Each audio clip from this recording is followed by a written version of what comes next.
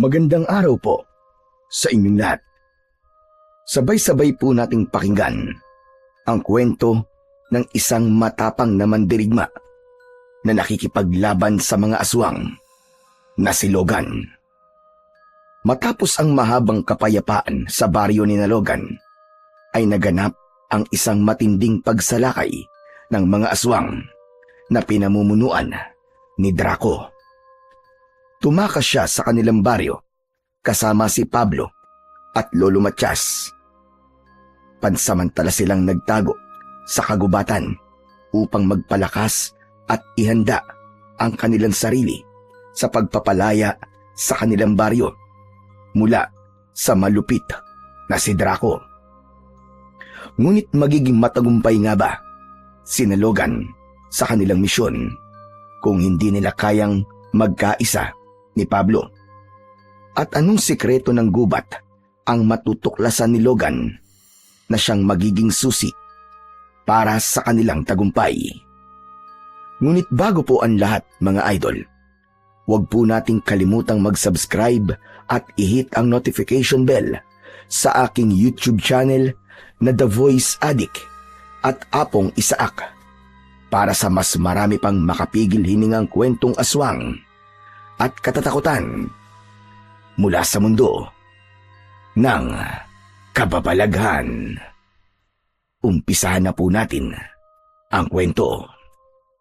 Kilala ang binatang si Logan sa kanilang baryo bilang isang mahusay at matapang na mandirigma na nakikipaglaban sa mga aswang. Ang kanyang angkan ang nanguna sa pakikipaglaban noong isang grupo ng mga aswang ang sumalakay at tinangkang sakupin ang kanilang lugar. Nang dahil sa husay at tapang ng buong pamilya ni Logan, ay nagtagumpay ang baryo nila sa digmaan sa pagitan ng mga tao at ng mga aswang. Sa kasalukuyan ay mag-isa na lang na namumuhay si Logan. Patay na ang kanyang mga magulang, habang ang dalawa niyang mas nakakabatang kapatid ay mas pinili ang normal na buhay at nanirahan ang mga yon sa ibang lugar. Habang si Logan ay piniling manatili sa kanilang baryo upang maging isa sa mga tagapagtanggol kung sakaling muling sumalakay ang mga aswang. Isang umaga, abala si Logan sa pagsisibak ng kahoy sa harapan ng kanyang kubo. Wala siyang pang-itaas, kaya lantad ang kanyang matipunong pangangatawan. Lahat ng mga dalagang nakakakita sa kanya ay kinikilig at napapahagik-gik. Napahinto si Logan sa kanyang ginagawa nang dumating ang isang matandang lalaki. Magandang umaga, Logan. Lolo Matias, ikaw po pala. Ano po't napanrito ka ng ganito kaaga? May kailangan kasi ako sabihin sa iyo. Isang mahalagang bagay. Nanaginip ako kagabi at sigurado ako na isa yung pangitain tungkol sa ating baryo. Ano pong nakita niyo sa inyong panaginip, Lolo Matias? Magulo ang aking panaginip, pero nakita ko ang pagdanak ng dugo at napakaraming bangkay na nakahandusay. Nilamon ang kadiliman ng ating baryo. At sa gitna ng lahat ng iyon, ay isang mabangis at nakakatakot na aswang ang aking nakita. Si Draco. Malakas ang pakiramdam ko, Logan. May posibilidad na magbalik si Draco dito sa baryo natin upang muling subuking angkinin ang ating lugar at gawing alipin ang mga tao rito. Si Draco? Teka, parang imposible naman pong mangyari yan. Hindi ba't matagal na siyang nakakulong sa kuweba ng kadiliman? Hindi na siya makakawala ron. Dahil isa kayo sa nagsagawa ng ritual upang hindi na siya makatakas sa kuwebang yun. Yan nga rin ang aking ipinagtataka. Malakas ang dasal at orasyon na iniligay namin sa kuwebang yun upang hindi na makalaya roon si Draco kailanpaman. Ngunit hindi natin alam ang mga nangyari sa nakalipas na mga taon. May mga bagay na hindi natin alam na posible palang mangyari.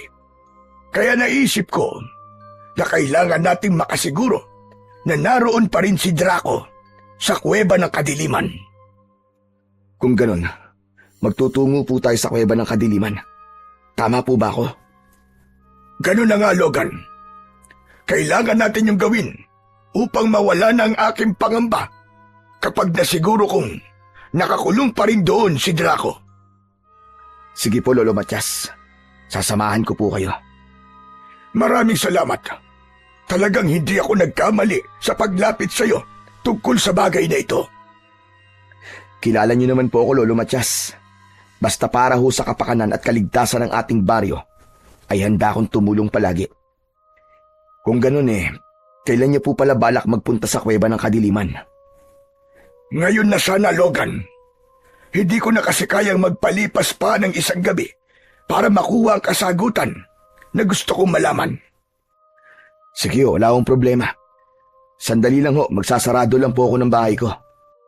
Sige, magkita na lamang tayo sa bukana ng gubat dahil may mga kukunin pa ako sa bahay ko. Pagkaalis ni Lolo Matias, ay nagsimula na si Logan na isarado ang kanyang bahay. Dinala na rin niya ang kanyang itak na minana pa niya sa kanyang ama. May kabang naramdaman si Logan sa mga sinabi ni Lolo Matias. Kilala kasi sa baryo nila ang matandang lalaki bilang isang mahusay na albularyo at antingero. Mula ito sa pamilya ng mga babaylan, kaya may kakayahan din si Lolo Matias na malaman ang mangyayari sa hinaharap sa pamamagitan ng panaginip. Maraming beses na nilang napatunayan na nagkakatotoo ang mga pangitain ni Lolo Matias, kaya hindi maaaring baliwalain ni Logan ang sinabi nito sa kanya. Makalipas ang ilang sandali, ay nagsimula ng maglakad si Logan papunta sa bukana ng gubat. Sa kanyang paglalakad ay nakasalubong niya ang kababata niyang si Pablo. Matanda si Pablo sa kanya ng 1 taon. Dala nito ang pana at palaso nito. Bukod kay Logan, isa rin si Pablo sa mahuhusay na mandirigma ng kanilang baryo. Hindi ito mula sa lahi ng mga manunugis, pero ang pagkamatay ng mga magulang nito sa kamay ng mga aswang ang nagtulak dito upang makipaglaban sa mga aswang. Logan, mabuti na lang at nakita kita. Maglaban ulit tayo. Sisiguraduhin ko sa'yo na hindi ka naman nanalo sa akin. Pablo, wala akong oras sa ganyang mga bagay. May importanteng bagay pa akong gagawin. Sus! Nagdadahilan ka lang Bakit? Natatakot ka bang makakabawi na ako sa'yo, ha? Tara na sa liwasan. Doon tayo maglaban. Seryoso ko, Pablo. Sa ibang araw na lang natin gawin yan. Pasensya ka na. Nilagpasan ni Logan si Pablo, pero malakas siya nitong tinapik sa balikat. Hinawakan ni Logan ang kamay ni Pablo. Umikot siya at sa isang kisap mata ay pinilipit niya ng bahagya ang braso ni Pablo. Namilipit sa sakit na napapaluhod si Pablo habang bakas sa muka ang sakit. Aray ko! Tama na, masakit! Aray! O yan, pinagbigyan na kita sa laban na gusto mo Sa tingin mo ba'y natatakot ako na matalo mo ako? Tignan mo nga at napakadali mo mapabagsak. Inakawalan din agad ni Logan si Pablo. Nakangiwing tumayo si Pablo habang masama ang tingin kay Logan. Napakayabang mo talaga. Palibasa, galing ka sa pamilya ng mga manunugis.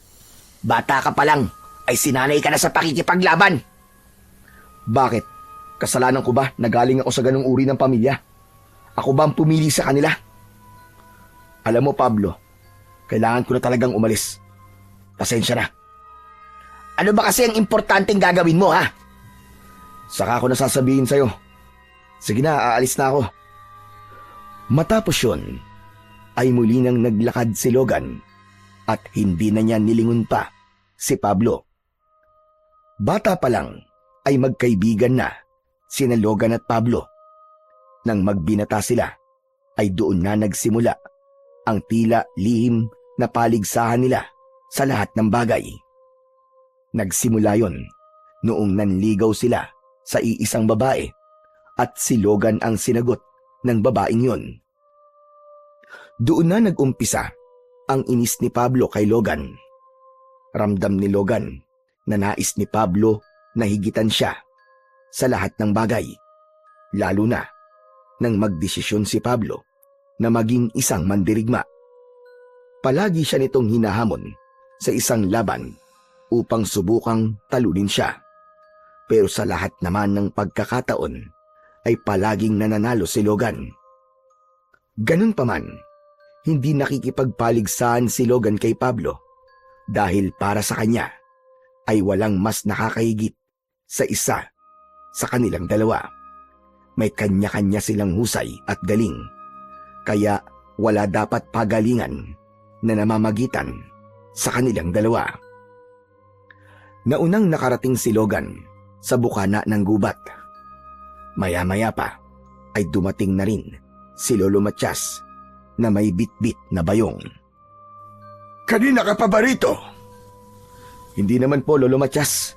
Halos kararating ko lang din po. Kung ganun ay tara na sa kuweba ng kadiliman. Kailangan makarating tayo ron bago sumapit ang dilim. At paniguradong mahihirapan tayo sa paglalakad kapag gabi na. Aalis na sana sina Logan at Lolo Matias nang nakita nila si Pablo na papalapit sa kanila. Napakalakas naman ng boses yung dalawa. Narinig ko tuloy ang pinag-uusapan nyo. Pupunta kayo sa kuweba ng kadiliman? Bakit? Anong meron? Bakit kayo magtutungo ron? Hindi mo na kailangang malaman, Pablo. Nagmamadali kami ni Logan at kailangan na naming umalis. Teka, sandali lang. Alam kong importante ang dahilan nyo kung bakit kayo pupunta sa kuweba ng kadiliman. Hindi ba't doon nakakulong si Draco? Ano ba talaga nangyayari? Ang damot nyo naman sa impormasyon. Lolo Matias, isa ako sa mga mandirigmang nakikipaglaban sa mga aswang, tapos ngayon ay parang binabaliwala nyo yata ako. Bakit, Lolo Matias? Si Logan lang ba ang gusto nyong isama sa pupuntahan nyo? Lolo, siguro po ay tama si Pablo. Karapatan niyang malaman kung anong dahilan kung bakit tayo magtutungo sa kuweba ng kadiliman. Mabuti naman at naisip mo yan, Logan. Ano, Lolo Matias? Sabihin mo na sa akin ang dapat kong malaman. Ay nako. Sige, sasabihin ko na sa iyo ang pakay namin sa kuweba ng kadiliman. Magtutungo kami roon upang masiguro na naroon pa rin si Draco. Nakakita kasi ako ng pangitain na sumalakay si Draco sa ating baryo. Natatakot ako na baka nakahanap na ng paraan si Draco para makatakas sa kanyang kulungan. Kung ganon, ay kailangan ko sumama sa inyo, Lolo Matias. Hindi pwedeng dalawa lang kayo na magtutungo roon. Oo na, sige na. Kung gusto mo sumama ay sumama ka na. Tara na, at nasasayang na ang ating oras. Matapos yun, ay sinimulan na nila ang paglalakbay patungo sa kuweba ng kadiliman. Kilala ni Logan si Pablo, kaya alam niyang hindi ito papayag na hindi nila ito isama sa mga ganong gawain. Kaya naman, hindi na siya tumutol nang pumayag si Lolo Matias na sumama ito sa kanila. Makalipas ang ilang oras, ay patuloy pa ring naglalakad ang tatlo. Nakakaramdam na si Logan ng pagod at pananakit ng mga paa, pero hindi niya ninanais na magpahinga kahit sandali. Hindi ba pwedeng magpahinga na tayo kahit saglit lang? Kanina pa tayo naglalakad Hindi ba kayo nakakaramdam ng pagod? Napapagod din kaming kagaya mo. Pero hindi tayo maaaring magsayang kahit 1 segundo. Kahit 5 minutong pahinga lang naman Para namang napakatagal ng 5 minuto. Kung napapagod ka na, ay maaari ka nang bumalik sa baryo, Pablo. Hindi ko kailangan ng isang reklamador na kagaya mo sa paglalakbay na ito. Gusto ko lang naman magpahinga eh. Reklamador na kagad. Pabihira naman yan, oo. Bakit kasi hindi ka rito gumaya kay Logan na walang reklamo? Ay nako, naikumpara niyo na naman ako kay Logan. Sa bagay, wala naman ng bago dyan eh. Para naman sa inyong lahat ay si Logan ang pinakamagaling at pinakamabait. Ganyan naman talaga kayo, Lolo Matiyas eh. Puro na lang si Logan, puro na lang si Logan ang nakikita niyong magaling. Tapos kapag may nagagawa akong maganda, ay bulag-bulagan kayo. Pero kapag nagkamali naman ako, grabe kayo kung sermonan ako. Pablo, tama na. Hindi ka dapat ganyan magsalita kay Lolo Matias. Baka nakakalimutan mo kung sino siya sa ating baryo. Iginagalang siya dahil sa napakaraming ambag niya sa baryo natin. Kaya sana, kausapin mo siya ng may paggalang. Bakit? Ako rin naman ah. Marami na akong nagawa at naiambag sa baryo natin. Pero bakit hanggang ngayon ay hindi ko pa rin nakukuha ang paggalang ng mga tao ron? Kailangan bang umabot muna ako sa edad ni Lolo Matias bago yun mangyari? Tama na. Tama na, Pablo. Hindi makakatulong kung pag-uusapan natin sa oras na to ang mga himutok mo sa buhay. Manahimik ka na, maaari ba? Nagpasalamat si Logan nang hindi na nagsalita si Pablo.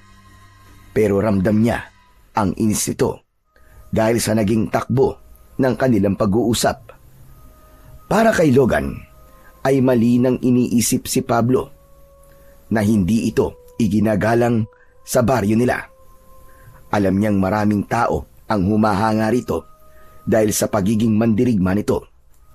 Yun nga lang, hindi marunong makontento si Pablo sa pagtrato ng mga tao rito na parabang may hinahanap pa ito, kaya pakiramdam nito ay palagi itong nasa likuran ni Logan. Hapon na nang makarating sina Logan sa kuweba ng kadiliman. Agad niyang naramdaman ang mabigat na aura sa paligid. Kinilabutan siya at nagtaasan ang balahibo niya sa braso. Ang bukana ng kuweba ay natatakpan ng pinagpatong-patong na mga bato. Yun ang nagsisilbing selyo upang hindi makalabas doon si Draco. Oh, mukhang hindi naman nagalaw ang mga bato ah. Ibig sabihin, nasa loob pa rin yan si Draco. O ano, pwede na ba tayong umalis? Hindi pa tayo maaaring umalis. Kailangan nating masigurong nasa loob pa si Draco. Papasukin natin ang kuweba. Lolo Matias, sigurado po ba kayo sa gagawin natin? Natali sa loob si Draco. Kung nandiyan pa siya sa loob, ay hindi niya tayo magagawang saktan. Ang kailangan ko lang munang gawin ay alisin ang inilagay naming dasal sa mga bato na nakaharang sa bunganga ng kuweba. Lumapit si Lolo Matias sa mga batong nakaharang sa bunganga ng kuweba. Inilapat nito ang dalawa nitong mga kamay sa mga bato at saka ito mariing pumikit. May inusal na dasal ang matandang lalaki. Isa iyong mahabang dasal na ang salita ay hindi naiintindihan ni Logan. Makalipas ang ilang sandali, ay ibinukas na ni Lolo Matias ang mga mata nito at inalis na nito ang mga kamay sa mga bato. Pansamantala ko nang naalis ang selyo. Ngayon ay maaari na nating alisin ang mga nakaharang na bato. Ano? Magpapakapagod pa tayo sa pag-aalis ng mga yan? Sigurado ako na nasa loob pa niyan si Draco at sa tagal niyang nakakulong dyan, ay patay na yon malamang. Kailangan natin makasiguro, Pablo. Kung ayaw mong tumulong ay manahimik ka na lang. Logan, halika na. Tulungan mo ko sa pag-aalis ng mga bato. Sige po, Lolo Matias. Lumapit si Logan kay Lolo Matias. Sinimulan na nila ang maingat na pag-aalis ng mga batong nakaharang sa bunganga ng kuweba. Iba't iba ang laki ng mga yon. Kaya may mga batong magaan at meron ding ubod na bigat. Ang kaninang nakatayo lang na si Pablo ay tila hindi na nakatiis at tumulong na rin. Nang tatlo na silang nag-aalis ng mga bato, ay mas naging mabilis sila hanggang sa tuluyan na nilang naalis lahat ng mga bato. May kinuwang sulo si Lolo Matias sa loob ng dala nitong bayong. Sinindihan nito yon gamit ang posporo. Yun ang naging tanglaw nila nang pumasok na sila sa loob ng kuweba. Malamig doon at mas lalong naging mabigat ang hangin. Matapos ang halos 15 minutong paglalakad, ay narating na ng tatlo ang dulo ng kuweba. Lahat sila ay nagimbal nang makitang wala na si Draco sa malapad na bato kung saan yung dating nakatali. Diyos ko! Ito na nga ba sinasabi ko? Tama nga ang aking panaginip. Wala na rito si Draco. Nakatakas siya. Pero paano po siya nakatakas sa kuweban to? Hindi po nasira yung mga nakaharang na bato sa labasan nitong kuweba. Masyado nyo kasi minaliit si Draco. Dapat nilakasan nyo pa ang dasal na ginawa nyo rito noon, Lolo Matias. Malakas na dasal at orasyon na ang aming ginawa noon. Kaya nakapagtataka na nagawa pa rin niyang makatakas. Iginala ni Logan ang mata sa paligid hanggang sa may nakita siyang hukay sa lupa na kasya ang isang tao. Nilapitan niya yon at doon niya nalaman ang kasagutan kung paano nagawang makaalis ni Draco sa kuweba. Tinawag niya si Lolo Matias. Lumapit ito kasama si Pablo. Sa tingin ko, ay alam ko na kung paano nakatakas si Draco. Mukhang sa una ay nagawa niyang makawala sa pagkakatali. Pagkatapos ay naghukay siya sa lupa at sigurado ko na kung papasukin natin ang butas na to, ay dadalhin tayo nito sa labas ng kuweba. Aba, kailan ka pa naging investigador, Logan? Tama si Logan, Pablo. Ganun nga ang nangyari. Talagang matalino si Draco at grabe ang pagtitiyaga niya sa pag-uukay para lang makawala sa kuwebang ito. Dapat pala ay pinatay na natin siya noon.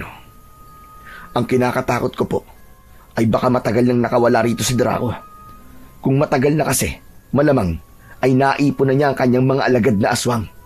Kaya hindi malabong anuman sandali ay aatake na sila sa baryo natin. Kaya kailangan nating maganda. Sabihan natin ang iba pang mandirigma, Logan. Ikaw ang magsanay sa kanila. Kailangan ay masiguro mong handa sila sa pakikipaglaban. Kailangan mas maging malakas ang puwersa natin, lalo na't si Draco ay isang pinuno ng mga aswang. Hindi rin natin alam kung gaano na siya kalakas ngayon. Ako naman ay dadasalan ko ang aking mga agimat upang mas maging mabisa yon kontra sa mga aswang. Eh ako, anong gagawin ko? Anong ambag ko? Magsanay ka rin, Pablo. Palakasin mo ang iyong sarili. Ha? Yun lang ang gagawin ko? Wala ka bang ibibigay na ibang gawain sa akin? Gaya ng kay Logan? Huwag ka na lang maging pasaway. Malaking tulong na yon sa ating lahat. Sa ngayon, ay bumalik na tayo sa baryo upang masabihan natin ang mga tao roon. Hindi na nagsayang ng oras sina Logan at agad silang naglakad pabalik sa kanilang baryo. Habang naglalakad, ay hindi na iwasang kabahan ni Logan. Sigurado siya na ang mga susunod na araw at gabi ay magiging mahirap para sa kanilang lahat. Minsan niya nang nasaksiyan kung gaano kalupit at kawalang awa si Draco. Nais kasi nitong masakop ang kanilang baryo upang gawin yung kuta ng mga aswang. Pero nabigo ito at nagdesisyon ang mga namumuno sa baryo nila na ikulong ito sa kuweba ng kadiliman. Habang ikinukulong si Draco sa kuweba, ay isinumpa nito na makakawala ito roon at kapag nangyari yon, ay papatayin nito ang lahat ng tao sa kanilang baryo. Halos 5 taon na ang nakararaan simula nang maikulong si Draco at hindi inaasahan ni Logan na makakawala ito roon at muling maghahasik ng lagim at kamatayan. Gabi na nang makarating sina Logan sa kanilang baryo. Kahit karamihan sa mga tao ay natutulog na ng oras na yon, ay kinausap pa rin nila ang kanilang kapitan upang sabihin ang kanilang natuklasan. Inutusan ng kapitan ang mga tanod na papuntahin ang mga tao sa liwasan para sa isang biglaang pagpupulong. Habang naglalakad si Logan papunta sa liwasan, ay hindi niya napigilang ilabas kay Lolo Matias ang kanyang pangamba. Lolo Matias, paano po kung mas naging makapangyarihan pa ngayon si Draco? Baka kasi matagal na siyang nakawala ron sa kuweba at nagawa niya ng makapagpalakas ng gusto. Yan nga rin ang aking iniisip. Natatakot ako kung ano ang maaari niyang gawin sa ating baryo kung sakaling muli siya sumalakay dito. Bakit ba ganyan ang mga sinasabi nyo? Puro negatibo ang tumatakbo sa utak nyong dalawa. Di ba? Nagawa na nating talunin noon si Draco, kaya matatalo ulit natin siya kahit ilang beses pa siyang umatake rito. Mas mabuti na ang matakot tayo upang mapaghandaan natin ang mga makakalaban natin kesa sa maging kampante tayo. Dahil kapag naging kampante tayo, ibig sabihin ay minamaliit natin ang kakayahan ni Draco. Gaya ng sinabi ni Logan, baka nagawa ng magpalakas ni Draco. Baka nakakalimutan mo rin, Pablo, na namatay na ang ilan sa mga kasama kong nagkulong kay Draco. Ang iba naman ay wala na rito sa ating baryo. Sa tingin mo ba, kakayanin pa ng aking kakayahan na muli siyang ikulong sa kuweba? Pinapalakas ko lang naman ang loob nyo eh. Ang dami nyo na kagad sinabi. Kung ganun, Lolo Matias, kung sakaling sumalakay muli rito si Draco, ay kailangan na natin siyang patayin dahil hindi na siya maaaring ikulong sa kuweba ng kadiliman. Tama ka, Logan. Kamatayan na lang ang paraan upang matapos na ang kasamaan ni Draco. Sos! Palagi na lang si Logan ang tama para sa inyo, Lolo Matias. Wala nang nagsalita pa kina Logan at Lolo Matias dahil parehas nilang alam na mas lalo lang hahaba ang kanilang usapan. Nang makarating na sila sa liwasan, ay unti-unti nang dumarating doon ang mga tao.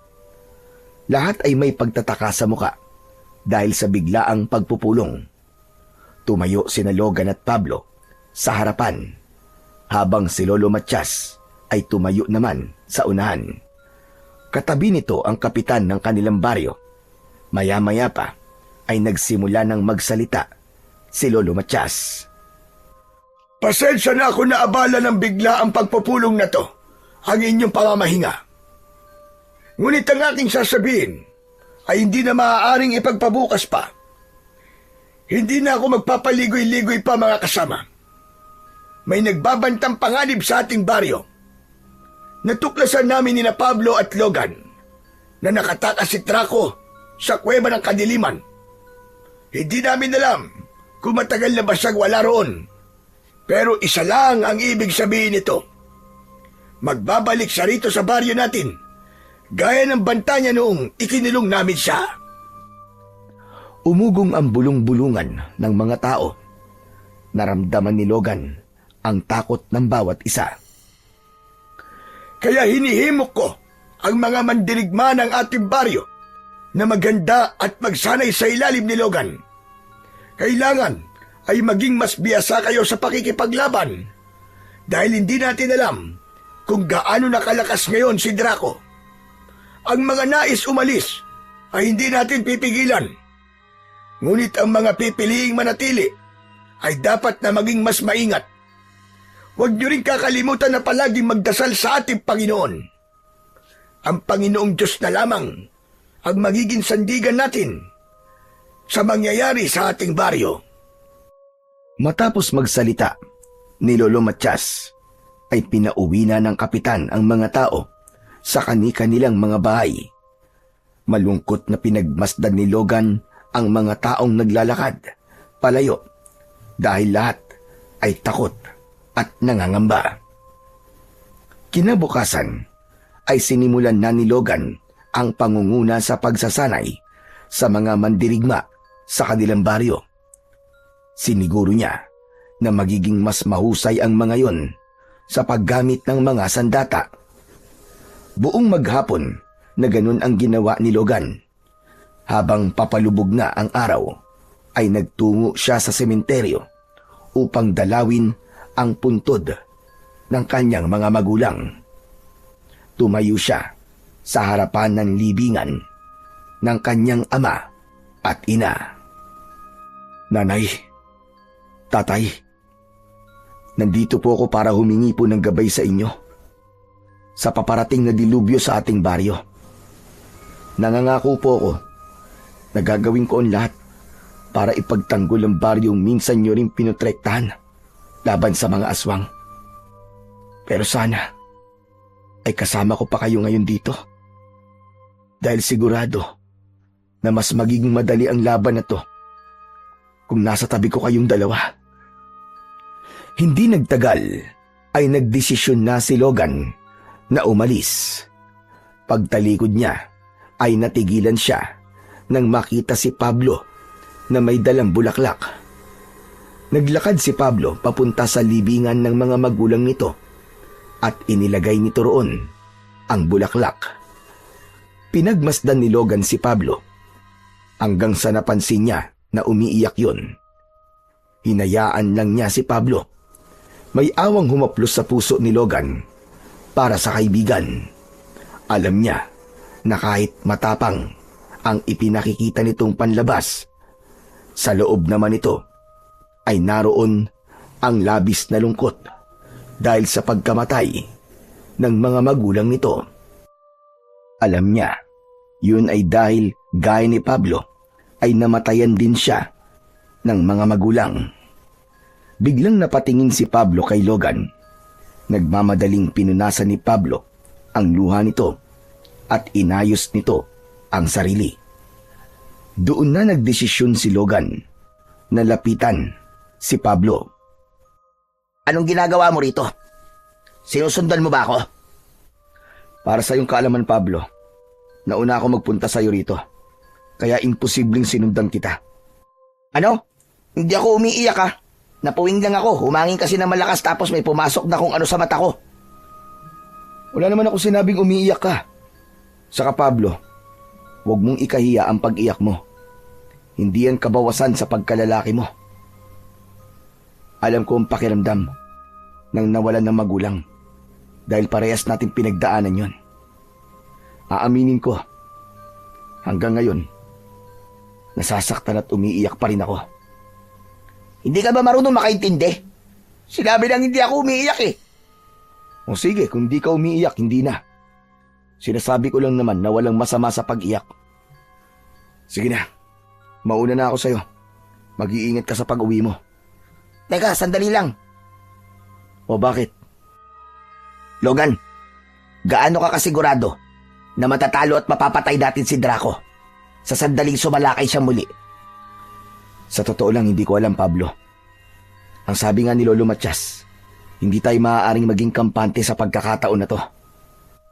Gusto kong sabihin mo na mapapatay natin siya, Logan. Gusto kong mamatay ang hayop na aswang na yon. Dahil siya ang pumatay sa aking mga magulang. Ang kamatayan lang niya ang magbibigay ng hustisya sa nangyari sa tatay at nanay ko. Kaya kailangan nating maganda, Pablo.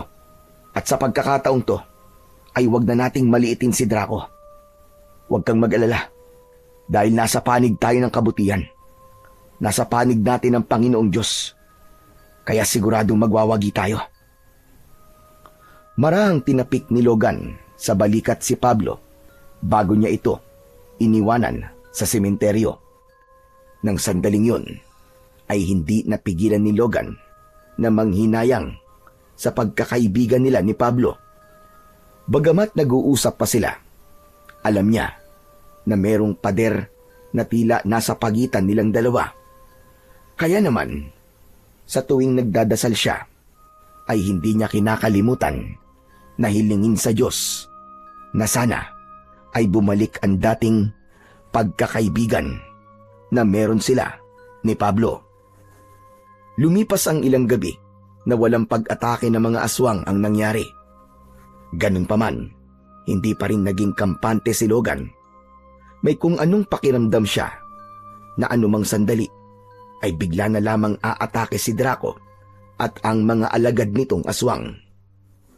Isang gabi, pinatawag sina Logan at Pablo ni Lolo Matias sa kubo nito.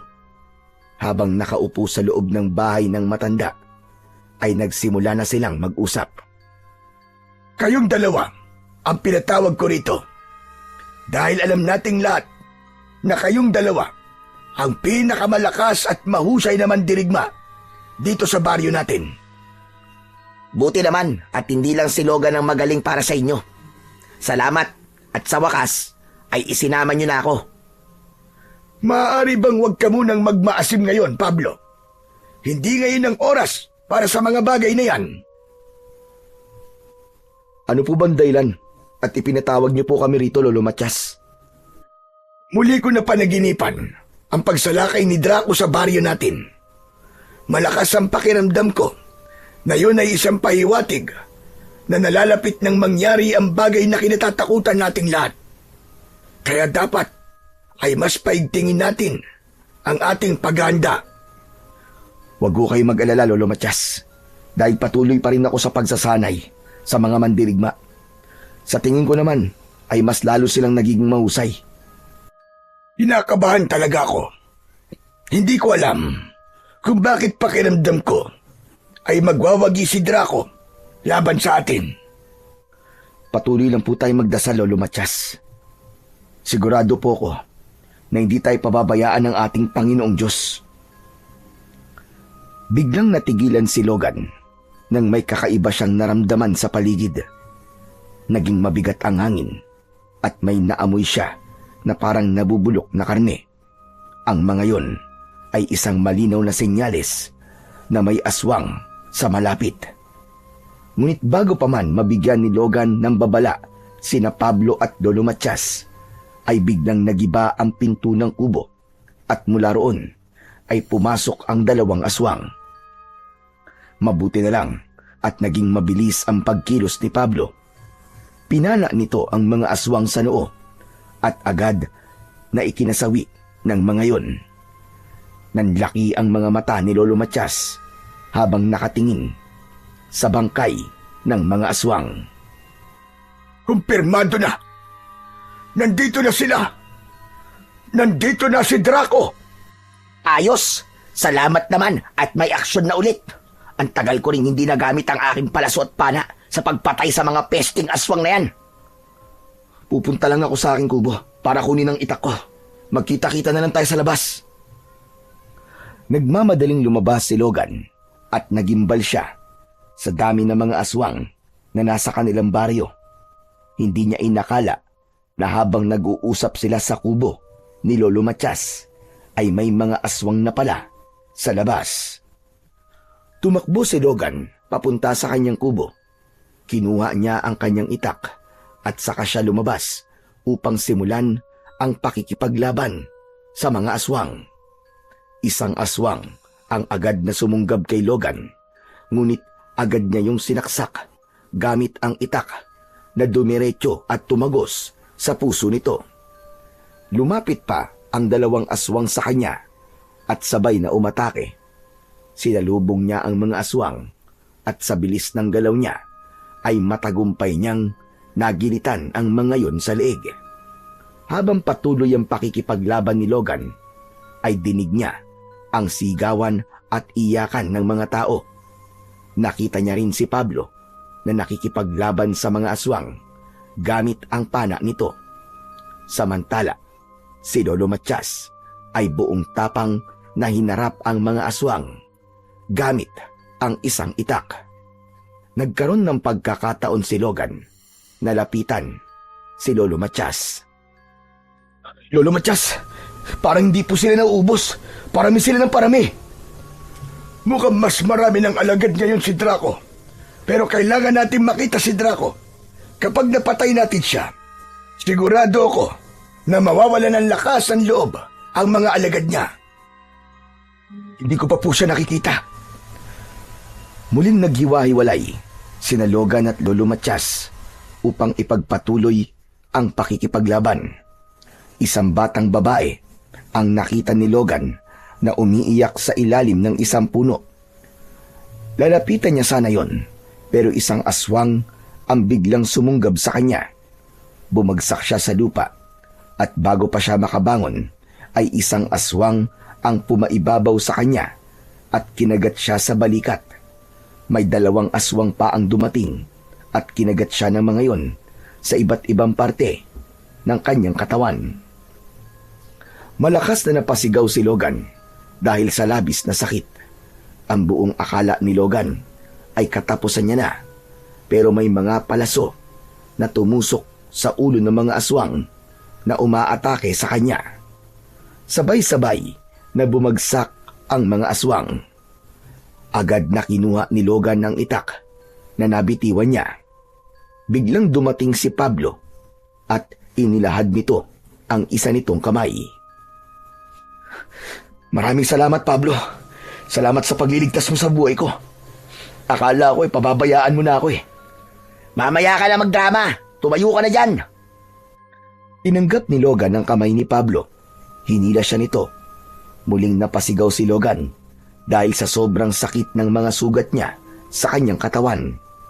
Bahagya na rin siyang nakaramdam ng panghihina dahil sa mga dugong nawawala sa kanya. Muntik pang mapaluhod si Logan, pero mabilis siyang naalalayan ni Pablo. O ano?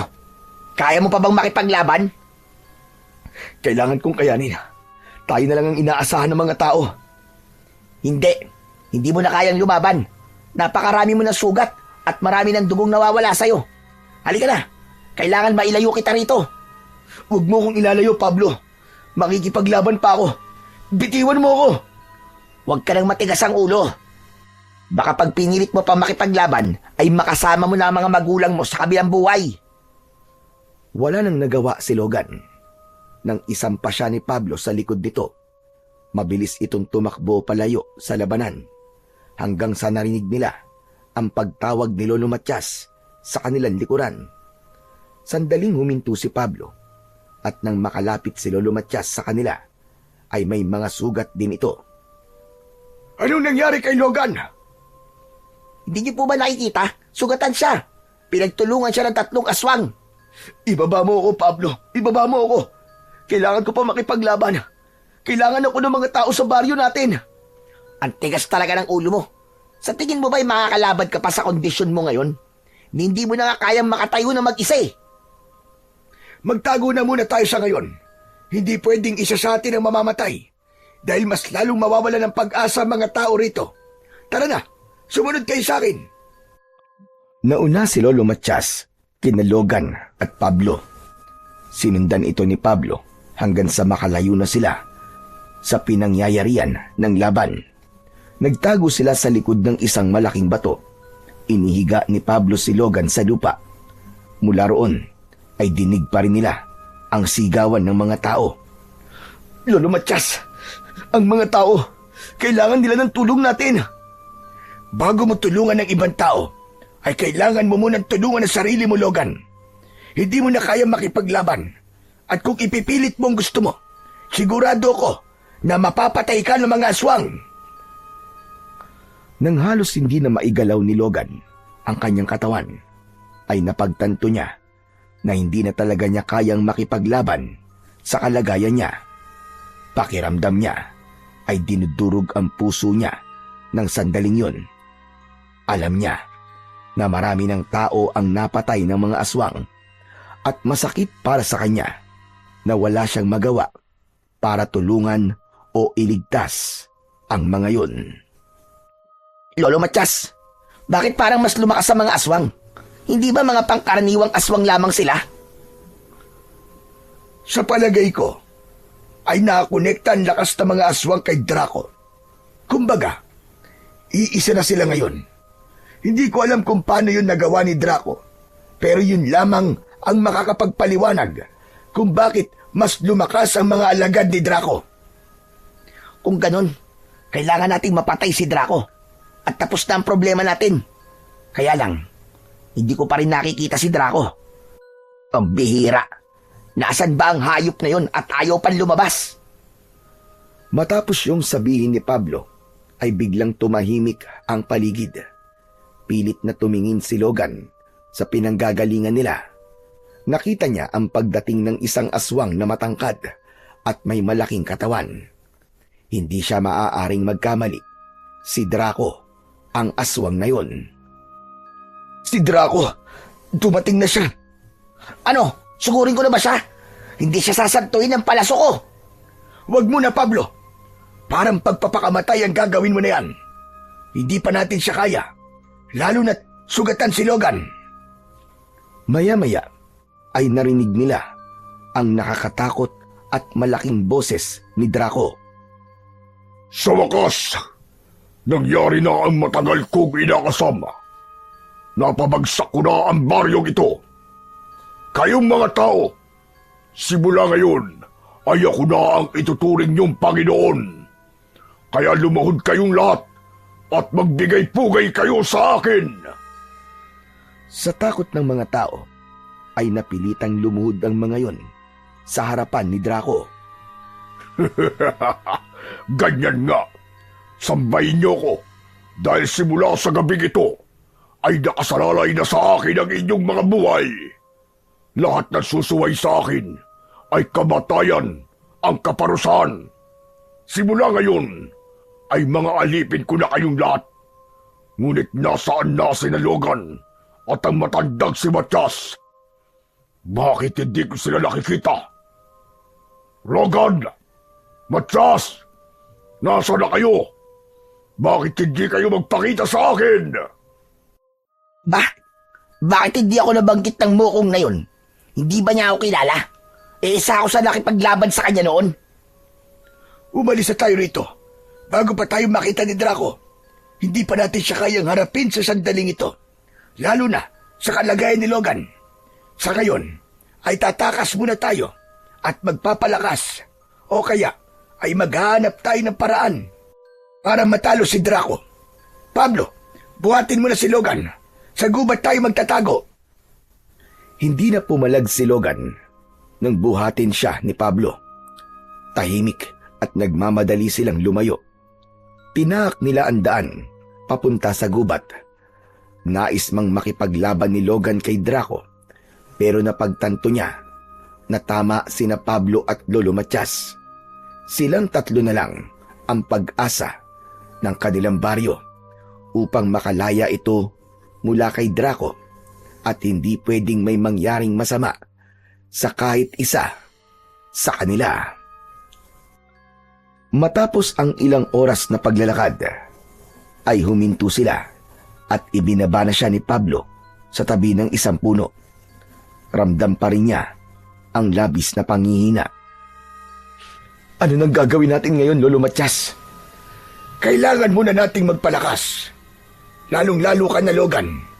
Dapat ay maghilom muna ang mga sugat mo bago tayo bumalik sa baryo upang labanan si Draco. Ang mga tao ho sa baryo, paano sila? Sigurado ako na sa sandaling to ay takot na takot sila. Baka isa-isa na rin silang pinapatay ng hayop na Draco na yun. Marahil din ay iniisip nila na inabando na natin sila dahil wala na tayo ron. Alam kong mahirap iwasan, pero huwag ka muna mag-isip ng hindi magagandang bagay dahil hindi yan makakatulong sa kalagayan mo ngayon. Sa palagay ko naman, ay hindi sasaktan ni Draco ang mga tao sa ating baryo. Narinig mo naman ang sinabi niya kanina na gagawin niyang alipin ng mga tao roon. Ipagdasal na lang natin na mabigyan tayo ng sapat na panahon para magpalakas bago may mas hindi magandang gawin si Draco sa ating baryo. Sandali nga lang, mawalang galang na. Pero gutom na ako. Iiwanan ko na muna kayo rito at maghahanap ako ng makakain. Nang umalis sandali si Pablo, ay hinubad ni Lolo Matias ang suot nitong damit. Pinunit nito yon at ginawa nito yung benda sa malalalim na sugat ni Logan. Maya-maya pa ay bumalik si Pablo na may dalang mga prutas. Yun ang kinain nila upang kahit paano ay maibsan ang kanilang gutom. Nang sumapit ang umaga, muli silang naglakad hanggang sa nakarating sila sa kuweba ng kadiliman. Doon nila napiling magtago, lalo na't alam nilang malaki ang posibilidad na hindi naroon magtutungo si Draco dahil sa lugar na yun ito ikinulong. May malapit na ilog sa kuweba kaya hindi nila naging problema ang tubig. Ang kagubatan ang naging pansamantalang tirahan ni Logan, Pablo at Lolo Matias. Patuloy na nagpagaling si Logan mula sa mga sugat na nakuha niya sa laban. Araw-araw ay inaasikaso at ginagamot siya ni Lolo Matias gamit ang mga halamang gamot at agimat upang mapabilis ang kanyang paggaling. Habang si Pablo naman ang nangunguha ng pagkain at nagbabantay sa paligid. Isang umaga, nakaupo si Logan sa bato sa tabi ng ilog nang lumapit sa kanya si Lolo Matias. Nasaan po si Pablo? Kanina ko pa po siya hindi nakikita. Ayun, naghahanap ng makakain natin. Mabuti naman at kahit paano ay nagbabago na si Pablo. Mukhang nauunawaan na niya kung gaano kabigat at kaseryoso ang sitwasyon natin ngayon. Mabait naman po talaga si Pablo eh. Sadyang ikinukumpara lang niya ang sarili niya sa akin. Kaya minsan ay hindi siya magandang magsalita. Doon po siguro niya nilalabas ang inis niya sa akin. Alam ko naman yan. Kaya minsan, sinasagot ko rin siya para magkaroon siya ng kamalayan na hindi na tama ang lumalabas sa bibig niya. Oo nga pala, kanina pa kita tinitignan. Ang lalim yata ng iniisip mo. Iniisip ko lang po kasi ang baryo natin at kung ano na ang nangyayari sa mga tao ron. Halos 1 linggo na po kasi tayo nagtatago at wala pa tayong ideya kung ano na ang nangyayari ngayon sa baryo natin. Yan nga rin ang iniisip ko. Pero medyo sariwa pa ang mga sugat mo, Logan. Kung iniisip mo, napapayagan na kitang harapin mo si Draco, ay nagkakamali ka. Huwag ho kayo mag-alala, Lolo Matias. Hindi ko ho gagawin yan. Alam ko pong pagpapakamatay ang gagawin ko kung susugod ako ngayon kina Draco. Kailangan ko pang magpalakas. Hindi pa ako pwede makipaglaban sa kalagayan ko to. Pero hindi ko po akalain na 3 aswang ang makapagpapabagsak sa akin. Pakiramdam ko tuloy ay kulang ang naging paghahanda ko. Binigo ko ang baryo natin. Lolo Matias. Huwag mong sabihin yan. Hindi pa tapos ang laban. Buhay pa tayo. At may dahilan kung bakit hinayaan ng Diyos na makatakas tayo kina Draco. Tayo ang magiging pag-asa ng ating baryo. Tumingin sa malayo si Logan. Palaging nasa isip niya ang kanyang layunin na mapatay si Draco at hindi siya mapakali sa bawat araw na dumadaan. Habang lumilipas ang mga araw, ay mas tumitindi ang kanyang pagnanais na makabangon agad upang makapaghiganti. Ang bawat umaga ay tila isang pagsubok ng pasensya para sa kanya. Ngunit alam niyang darating ang panahon na mapapatay nila si Draco at mapapalaya nila ang kanilang baryo mula rito. Isang gabi, nagising si Logan mula sa isang napakasamang panaginip. Hindi niya napigilan ang mapasigaw dahil inakala niyang totoo yun. Nagising sina Pablo at Lolo Matias na nasa tabi niya sa loob ng kuweba. Ano ba yan? Istorbo ka naman sa pagtulog, Logan eh. Ano nangyari? Bakit ka sumigaw? Nanaginip po ako, Lolo Matias. Pinatay daw po ni Draco ang lahat ng tao sa baryo natin. Wala po siyang tinira. Tapos, isinunod niya tayong 3. Panaginip lang yan. Buti sana kung kagaya kita na nagkatotoo ang mga napapanaginipan. Kaya wala kang dapat na ipag-alala. Lolo, gusto ko po magtungo ngayon sa ating baryo. Logan, hindi pa magaling ang mga sugat mo. Hindi mo pa kayang makipaglaban. Hindi ho ako makikipaglaban. Gusto ko lang po malaman ang sitwasyon ng mga tao sa baryo natin. Gusto ko po makasiguro na buhay pa sila. Pambihira. Talagang ganitong oras mo pa naisipang magpunta sa baryo, ha? Pwede bang itulog mo na lang yan, Logan? Hindi ko kayang matulog na lang. Matapos ng panaginip kong yun. Nag-aalala na talaga ako sa mga tao sa baryo. Lolo, pupunta po muna ako ron. Tatayo sana si Logan, pero mahigpit na hinawakan ni Lolo Matias ang braso niya. Hindi pa kita pinapayagan na umalis, Logan. Dito ka lang. Hindi ka aalis. Masyadong mapangalib ang gagawin mo. Pero paano na po mga tao sa baryo natin, Lolo? Gusto ko lang pong malaman kung buhay pa ba sila at walang katotohanan ng panaginip ko. Pangako po, Lolo Matias, hindi po ako makikipaglaban. Kahit na, delikado pa rin ang gagawin mong ito. Panigurado na maigpit ang pagbabantay na gagawin roon ng mga alagad ni Draco.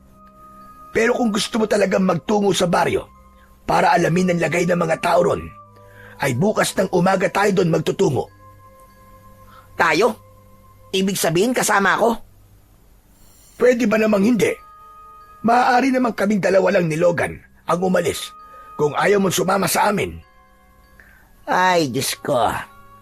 Bahala kayo sa buhay nyo. Basta wag na kayong maingay dyan at inaantok pa ako. Sige na, Logan. Pilitin mo matulog ulit. Pangako, bukas ng umaga ay magtutungo tayo sa baryo. Gusto mang umalis ni Logan ng oras na yon, ngunit alam niya na hindi siya magtatagumpay dahil pipigilan siya ni Lolo Matias. Napipilitan siyang bumalik sa pagkakahiga. Lumipas ang halos isang oras, pero nananatiling gising pa rin si Logan. Hindi kasi maalis sa utak niya ang nakakatakot na panaginip niya.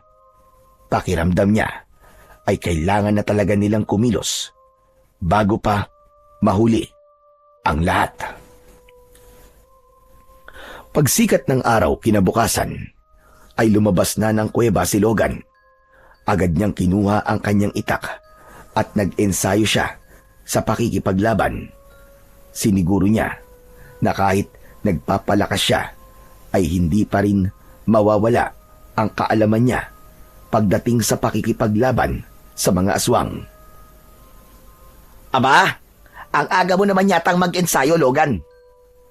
Hindi ka pa ba sanay na ginagawa ko to tuwing umaga? Sa bagay, kailangan mo ngang gawin yan. Kasi ikaw ang inaasahan ni Lolo Matias na tatalo kay Draco. Habang ako, parang wala siyang tiwala na kaya ko rin namang patayin si Draco. Pablo, pwede bang tigilan mo na ang pagkukumpara sa ating dalawa? Bakit? Kasi alam mong ikaw ang mas magaling sa ating dalawa, ganun ba? Walang mas magaling sa ating dalawa dahil para sa akin ay may kanya-kanya tayong lakas at kahinaan. Hindi ako mas magaling kaysa sayo at hindi ka rin mas magaling kaysa sa akin. Ano ba pinagsasasabi mo? Wala dapat na kompetisyon na namamagitan sa ating dalawa. Hindi tayo narito para makipagpaligsahan kung sino ang mas mahusay, mas matapang o mas malakas. Narito tayo para magtulungan, lalo na't iisa lang naman ang ating layunin. Sa oras na to natin higit na kailangan na magkaisa. Hindi mo ba naaalala kung gaano tayo kasaya noon bilang magkaibigan? Kaya sana, bumalik na yung dati nating pagkakaibigan. Yung nagtutulungan tayong dalawa at walang pagalingan na nagaganap.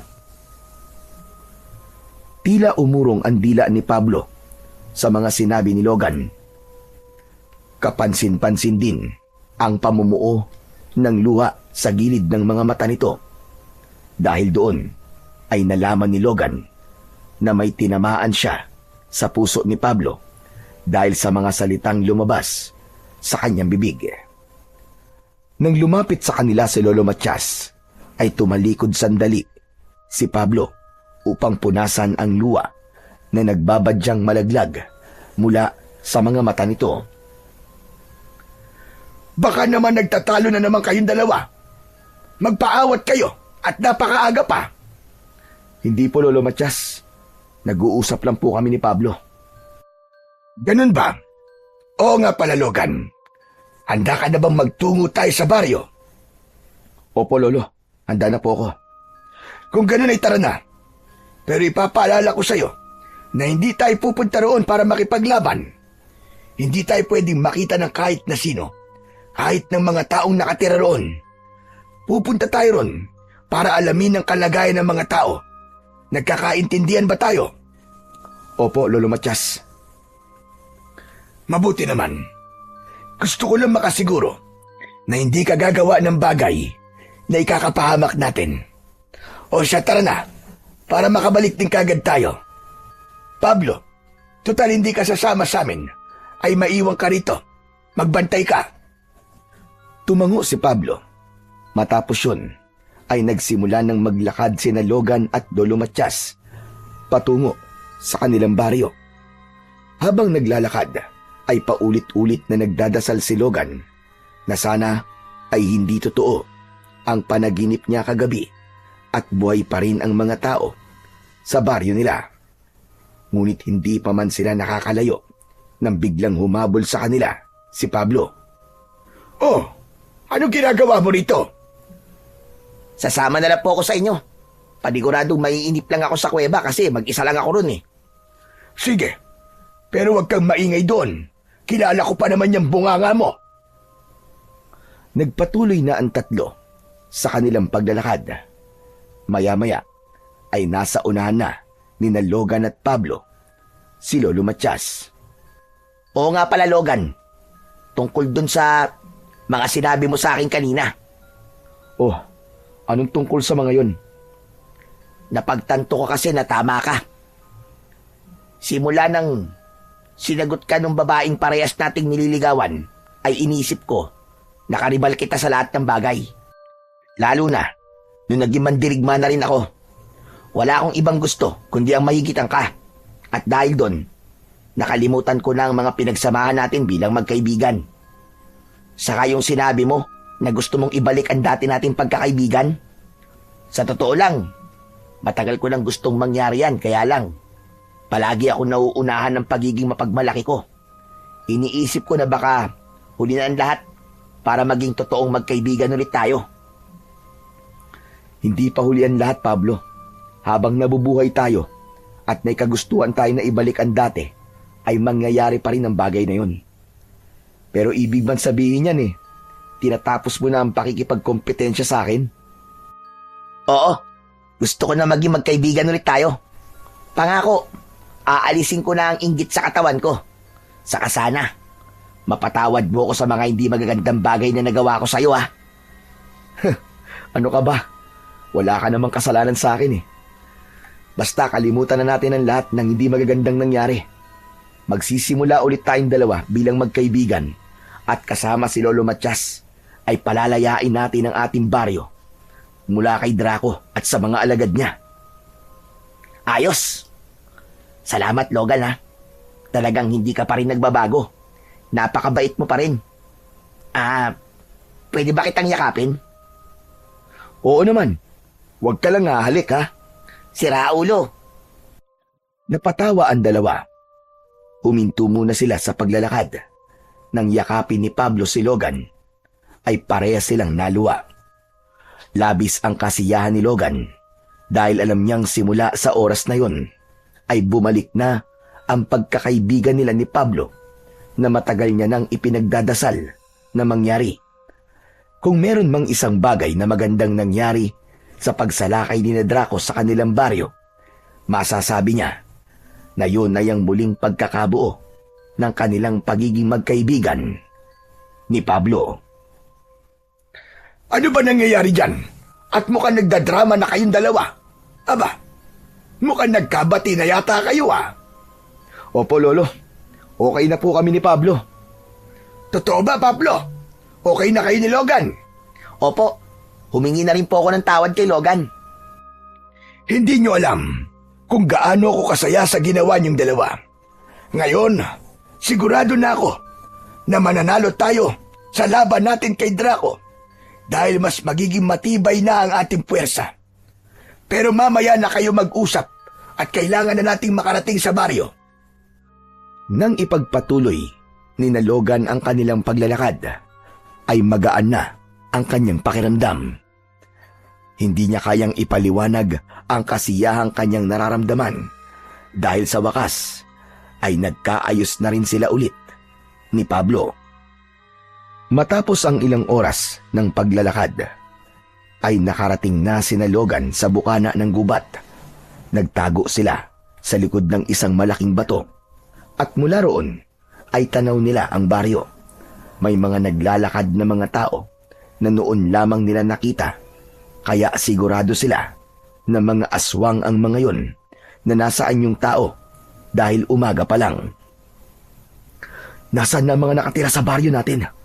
Bakit hindi ko sila nakikita? Hindi kaya nasa loob sila ng kanilang mga bahay at hindi pinapalabas? O maaari rin na inilagay sila sa kulungan? Napakahayop talaga ni Draco kung ganyan nga ang ginawa niya. Pero kailangan natin makasiguro kung ano nga ang nangyari sa mga tao. Pupunta ako sa baryo. Huwag kayo mag-alala dahil gagawin ko ang lahat para hindi ako makita ng mga aswang. Teka, masyadong delikado yung naiisip mong gawin, Logan. Tama si Lolo Matias, Logan. Pero yun lang ang paraan para makasiguro tayo kung buhay pa nga mga kababayan natin. Sige, kung ganun ay ako na lang ang titingin sa mga tao. Mahina ka pa, Logan eh. Kapag may nakakita sa iyong aswang, baka patayin ka nila. Isa pa, kayong dalawa ni Lolo Matias ang kilala ni Draco. Samantalang ako, hindi niya ako naaalala. Hindi ba? Kayong dalawa lang ang nabanggit niya nung unang gabing umatake siya rito. Ibig sabihin, kahit nakita niya ako, ay baka isipin niya na isa lang ako sa mga taong ginawa nilang alipin. Pabor ako sa ideya mo na yan, Pablo. Logan, hayaan mo na lamang si Pablo magtungo mismo sa ating baryo. Mas malakas siya kumpara sa'yo. Kaya kung sakaling may mangyaring hindi inaasahan, ay makakalaban siya na maayos. Tumiim ang bagang ni Logan at pinag-isipan niya ang sinabi ng kanyang mga kasama. Napagtanto niya na may punto ang mga ito at hindi siya maaaring magpadala sa bugso ng kanyang damdamin ng sandaling yon. Sige, payag ako. Ikaw na magtungo sa baryo, Pablo. Pero ipangako mo na babalik ka rito kapag nakita mo na ang mga nangyayari sa mga kababaryo natin. Huwag ka mag-alala, babalik agad ako. Hindi pwedeng may masamang mangyari sa akin, no? Lalo na't bago pa lamang tayo na nagkakaayos. Kapag lumipas na ang kalating oras at wala pa rin ako, ay umalis na kayo. Pero hindi ibig sabihin nun na may masama na nangyari sa akin. Susunod ako sa inyo sa kuweba. Pangako. Sige, mag-iingat ka, Pablo. Nakangiting tumango si Pablo. Bago ito umalis, ay iniwanan nito ang pana at mga palaso nito dahil makakahalata kagad ang mga aswang kapag nakita ng mga yon na may dalang armas si Pablo. Lumabas na si Pablo sa kanilang pinagtataguan at kaswal itong naglakad palapit sa mismong baryo. Lumiko ito sa isang makipot na daan at nawala na yon sa paningin ni Logan at Lolo Matias. Matyagang naghintay sina Logan sa pagbabalik ni Pablo. Ilang minuto pa lang ang nakakalipas ay nakaramdam na ng kaba si Logan para sa kanyang kaibigan. Ano na po kaya ang nangyari kay Pablo? Sundan ko na po kaya? Baka po nahuli na siya ng mga aswang eh. Kumalma ka. Ilang minuto pa lamang ang nakakalipas. Simula nang umalis si Pablo. Isa pa, parang hindi mo naman kilala ang kaibigan mo. Tuso siya, kaya sigurado ko na makakaisip siya ng paraan para makatakas kung sakaling mahuli man siya. Kinakabahan po ako, Lolo eh. Ngayon ko lang po napagtanto na mali yata itong naisip kong gawin natin. Mabuti na rin ito para alam natin ang nangyayari sa mga tao sa ating baryo. Ang totoo ay iniisip ko na itong gawin, pero hindi pa sana sa ngayon. Basta, ipagdasal na lang natin na makakabalik sa atin ang ligtas si Pablo. Habang naghihintay sa pagbabalik ni Pablo, ay ipinagdasal ni Logan ang kaligtasan ng kanyang kaibigan. Ngunit mas lalong tumindi ang kaba niya nang lumagpas na ang kalahating oras pero hindi pa rin bumabalik si Pablo. Lolo, nagpas na po ng kalahating oras pero wala pa rin si Pablo. Kailangan ko na po siya sundan. Pumirmi ka lang dito. Yan ang ayoko sa'yo, Logan eh. Masyado ka nagpapadala sa bugso ng iyong damdamin. Yan ang magpapahamak sa'yo, maniwala ka. Pero buhay po ng kaibigan ko ang maaaring nanganganib ng sandaling ito. Pasensya na. Pero sa pagkakataong ito, ay hindi niyo na po ako mapipigilan. Pupuntahan ko na po si Pablo. Tumayo na si Logan at handa na sana siyang umalis nang makita nila na mabilis na naglalakad si Pablo papunta sa kanila. Nang nasa harapan na nila si Pablo, ay doon na nakahinga ng maluwag si Logan. Salamat sa Diyos at bumalik ka na, Pablo. Abay, munti ka ng sundan ni Logan. Pasensya na kayo kung medyo natagalan ako.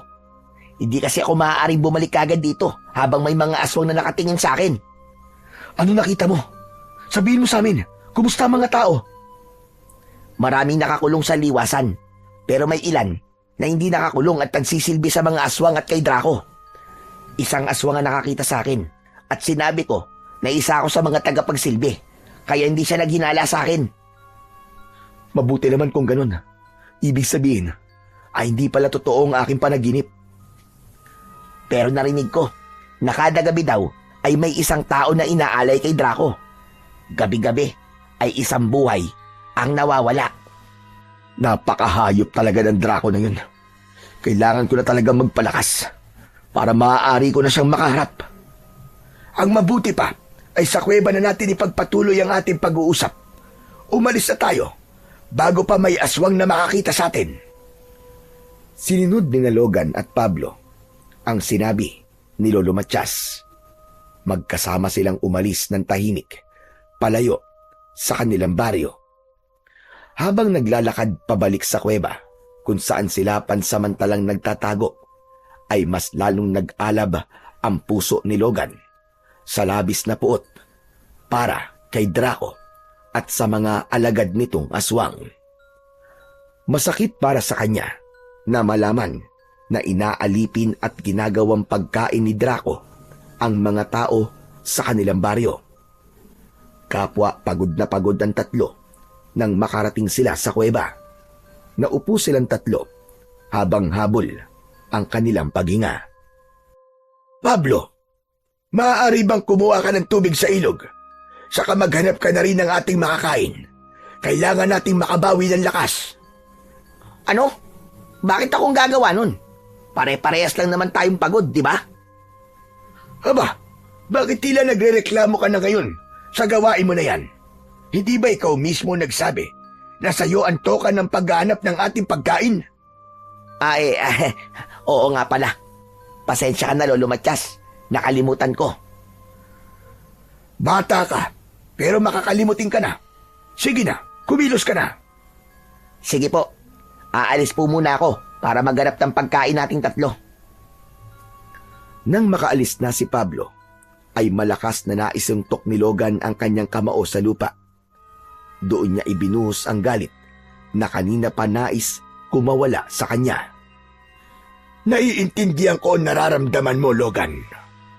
Maging ako ay galit na galit din sa mga nalaman natin kay Pablo. Hindi nararapat na maging alipin ng mga tao sa ating baryo. Higit sa lahat, hindi sila dapat maging pagkain lang ni Draco at ng mga alagad niyang aswang. Hindi ko po alam kung gaano katindi ang takot ng mga tao sa tuwing sasapit ang gabi habang iniisip nila na maaaring sila o isa sa mga mahal nila sa buhay ang kailangan mamatay. Lolo, gusto ko na pong harapin si Draco. Hindi ko na po kayang patagalin pa ang impernong nangyayari sa ating baryo. Logan iyo, sana ay maunawaan mo na hindi pa ito ang tamang panahon. Alam kong masakit, pero kailangan nating magtiis. Hindi sapat ang ating itak para talunin si Draco. Kahit ng mga agimat na aking dala, ay alam kong walang laban kay Draco. Pero Lolo Matias, kailan pa? Kailan pa darating ang tamang panahon na yan? Kapag ba ubos na ang mga tao sa baryo natin? Kung buhay pa sana ang nagbabagang batis dito sa gubat, malamang ay maaari tayong magkaroon ng laban kay Draco. Nagbabagang batis? Parang ngayon ko lang po narinig ang salitang yan. Hindi ka pa ipinapanganak, nang matuklasan ng mga tao sa ating baryo ang nagbabagang batis dito sa gubat. Makikita mo yon kapag sinundan mo ang direksyon kung saan sumisikat ang araw. Nasa tabi yon ng dalawang magkatabi na puno ng balete. Ano po bang magagawa ng batis na sinasabi nyo? Ang nagbabagang batis ay hindi kagaya ng isang normal na batis lang. Yun ay literal na nagbabaga at nag-aapoy. Yun ay ginawa ng mga diwata upang maging instrumento para mas madaling mapatay ng isang tao ang mga aswang. Kapag inilublob mo ang iyong sandata sa nagbabagang batis, magkakaroon ng kakaibang kapangyarihan ng iyong sandata. Babalutin ito ng apoy sa tuwing ito ay gagamitin mo sa pakikipaglaban. Magiging mabisang sandata laban sa mga aswang ang sandatang na itutubog sa batis na yon. Kung ganun, kailangan po nating mapuntahan ng batis na sinasabi po ninyo. Hindi lahat ng sandatang itutubog doon ay nagkakaroon ng kapangyarihan. Pili lamang ang mga taong nabibigyan ng basbas ng nagbabagang batis, Logan. Isa pa, matagal nang wala ang nagbabagang batis dahil sa pang-abuso ng mga tao. Nagalit ang mga diwata dahil maraming tao na nabigyan ng basbas mula sa batis tapos ginamit lang sa kasamaan. Pero wala naman po mawawala kung pupuntahan po natin ang nagbabagang batis. Malay niyo po, ay muli yung lumitaw sa tagal ng panahon. Duda ako sa bagay na yan, Logan. Sigurado ko na hindi na yun muling lilitaw dahil kapag nagalit ang mga diwata, ay hindi na muling ibabalik ng mga ito ang isang bagay na binawi na ng mga ito. Naputol ang pag-uusap ni Logan at Lolo Matias sa pagdating ni Pablo. May dala itong mga prutas na inilapag nito sa kanilang harapan.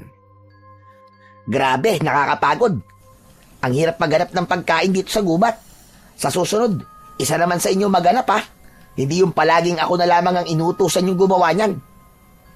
Bakit parang mainit yata ang ulo mo ngayon, Pablo? Ikaw naman palagi ang naghanap ng pagkain natin. Pero ngayon ko lang narinig na nagreklamo ka sa gawain na yan. Malamang, ako na nga ang sinabihan yung magtungo sa baryo. Tapos pagdating dito ako pa ang maghahanap ng pagkain. Lalo ka na, Logan. Kumilos-kilos ka naman sana. Hindi porke ikaw ang tinaguri ang pinakamahusay at magaling naman dirigma sa ating baryo magbubuhay-hari ka rito. Tama na yan. May grasya sa harapan natin. Ang mabuti pa ay kumain na muna tayo at mamaya ipag-usapan natin ang toka sa paghahanap ng pagkain. Lihim na napatingin si Logan kay Pablo dahil tila may napansin siya ritong kakaiba. Hindi niya matukoy pero parang may mali sa kanyang kaibigan ng sandaling yun. Pansamantala muna niya yung isinantabi at itinuon na lamang niya ang kanyang atensyon sa pagkain. Matapos kumain ay lumabas ng kuweba si Pablo. Naiwan naman doon sina Logan at Lolo Matias. Iniligpit ni Logan ang mga balat at buto ng mga prutas na kanilang kinain at itinapon niya yon sa labas. Nakita niya si Pablo na naglalakad palayo at wala siyang ideya kung saan yun papunta. Habang pinagmamasdan ni Logan si Pablo, ay naalala niya ang inasal nito kanina. Matapos yun, ay bumalik na siya sa loob ng kuweba at umupo siya sa tabi ni Lolo Matias. Lolo, wala po ba kayong napansin kanina kay Pablo? Alin? Yung pagiging arogante niya? Hindi ba't normal naman na sa kanya yun?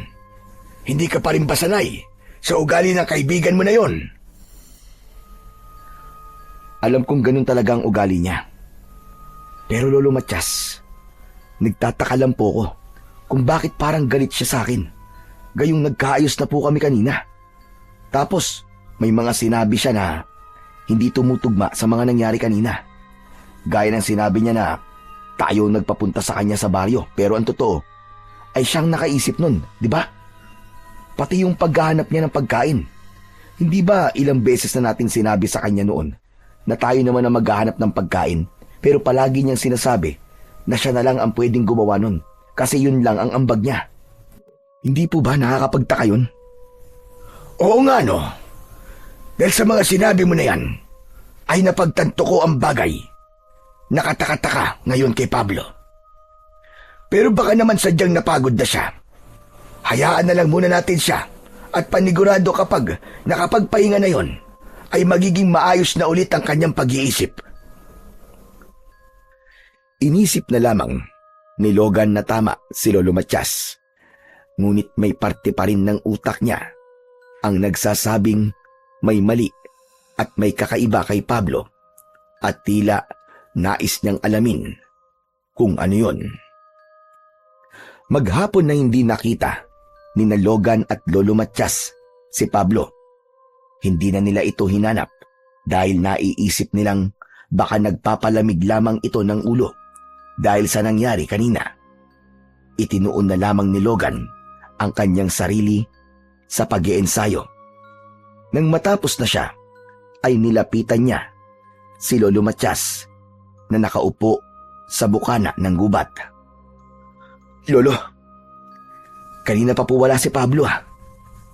Saan na kaya nagpunta yun? ay nako. Ewan ko ba sa kaibigan mo na yon. Ang mabuti pa siguro ay hanapin ko na siya at malapit ng dumilim. Teka, ako na lang po. Ako na maghahanap sa kanya. Dito na lang po kayo. Sigurado ka ba? Hindi ba't pagod ka dahil kakatapos mo lang na magsanay? Kaya ko pa po, Lolo Matias. Sanay na po ang katawan ko sa pagod. Abay sige, ikaw na maghanap kay Pablo at ako na lang muna ang maghanap ng pagkain natin para mamaya. Mag-iingat ka, Logan. Kayo rin po. Aalis na po ako, Lolo Matias. Tinahak ni Logan ang direksyon kung saan niya nakita na pumunta kanina si Pablo.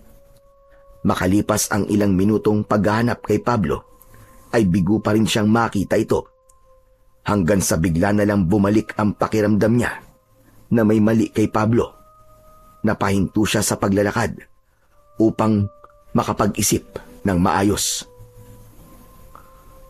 Hindi.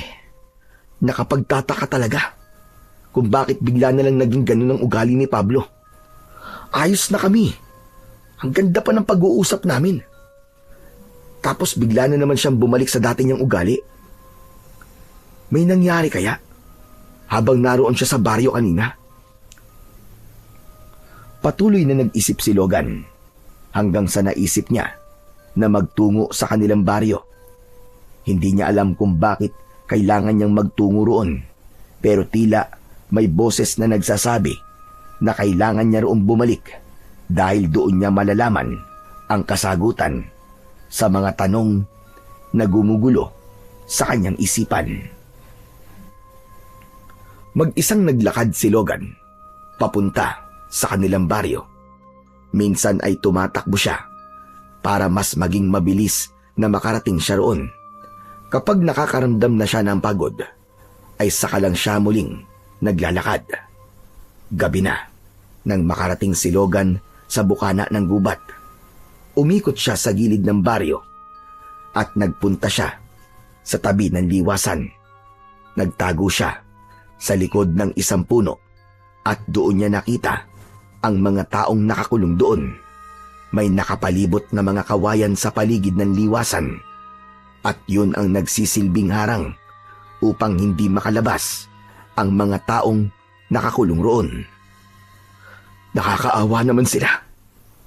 Halatang hindi sila pinapakain ng maayos. Inisa-isang tignan ni Logan ang mga taong nakakulong sa liwasan. Bigla siyang nanlamig nang makita niya na isa sa mga nakakulong doon ay si Pablo. Nakasandal yun sa harang na kawayan. Puno yun ng sugat sa katawan at bakas sa muka. Ang labis na panghihina. Anak nang, kaya naman pala hindi na siya nakabalik kasi nahuli siya ng mga aswang. Ano naman kayang ginawa niya at nahuli siya? Hindi talaga siya nag-iingat kahit kailan. Tinignan ni Logan ng mabuti ang paligid. Wala siyang nakitang kahit isang aswang na nagbabantay sa kulungan.